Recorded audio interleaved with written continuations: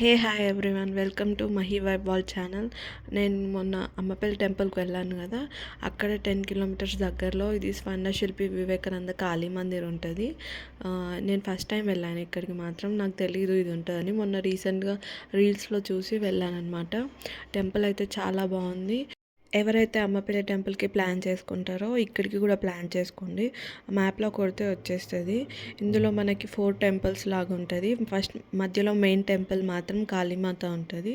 First మనకి ఎంట్రన్స్లో కృష్ణుడు మనకి దర్శనం ఇస్తారు. తర్వాత మనకి శివాలయం ఉంటుంది. తర్వాత మధ్యలో కాళీమాత ఉంటుంది. తర్వాత వెంకటేశ్వర స్వామి ఉంటుంది. ఈ ప్లేస్ అంతా ఖాళీ ఉంటుంది. అక్కడ మెడిటేషన్ లాగా చేసుకోవచ్చు అన్నట్టు. ఇది మనకి కోల్కత్తాలోని దక్షిణేశ్వర్ టెంపుల్ రిసెంబల్ అనమాట. అసలు టెంపుల్ అయితే చాలా పీస్ఫుల్గా ఉంది.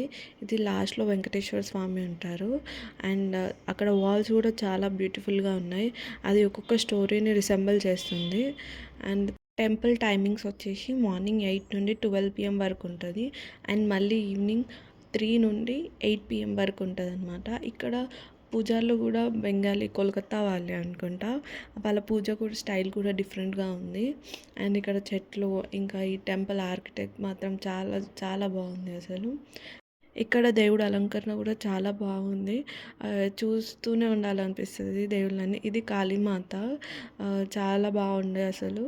వినాయకుడు, నేను ఎప్పుడు ఇలా చూడలేదు వినాయకుడిని. ఫస్ట్ టైం చూస్తున్నాను. చాలా బాగా అనిపించింది. ఇదేమో రాధాకృష్ణులు. నేనైతే ఒక 10 మినిట్స్ అలానే చూశాను. చాలా బాగా అనిపించింది. అండ్ ఇస్కాన్ లానే డెకరేషన్ ఉంది. కానీ ఆ కలర్ నాకు ఎందుకో చాలా బాగా నచ్చింది. ఇంకా టెంపుల్ అయితే అసలు చాలా బాగుంది. బయట ఇంకా చెరువు ఉంటుంది. ఆ చెరువు పక్కనే ఫ్యాన్స్ ఉంటాయి. ఇవే అవి ఎంత క్యూట్గా ఉన్నాయో అసలు. If you want a peaceful environment and this is your destination, you won't regret it. And that's all. Thanks for watching. Hope you all like it. Short and sweet ga teesanu. And do subscribe.